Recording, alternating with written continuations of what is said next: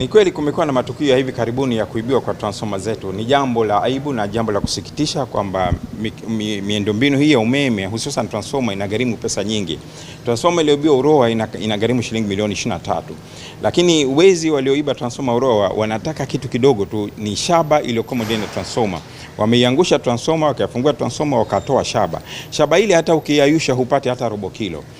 Kwa bei ya sasa ya soko kwenye mali chakavu, shaba ya robo kilo haizidi hata shilingi 200,000. Kwa hiyo unakuta mtu ameharibu transformer milioni 23 kwa kupata shilingi 200,000. Sasa hii ni jambo la aibu kwa kweli na linarudisha nyuma. Kama nilivyosema awali kwamba umeme si wanasa tena, umeme ni huduma ya lazima.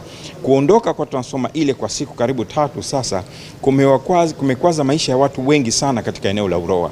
Watu wengi sasa hivi wamejiajiri kutumia umeme huu. Mfano, watu wengi wa Uroa hasa wale ambao hawana ajira rasmi wamenunua mafriza, wananunua samaki, wanaweka samaki wao kwenye mafriza, then ikifikia kiwango kikubwa wanaleta mjini au wanapeleka kwenye masoko mengine. Sasa siku 3 mtu huyu hana umeme, kwa ina maana umemtia hasara. Samaki wake walionunua wameharibika. Kwa hiyo ni jambo la fedheha kwa kweli. Nitoe wito kwa wananchi kuwa vigilant na kuhakikisha kwamba watu wote, au kama kutakuwa na mazingira ya utatanishi karibu na transformer, basi watoe taarifa hizo katika kituo cha polisi kilicho karibu nao.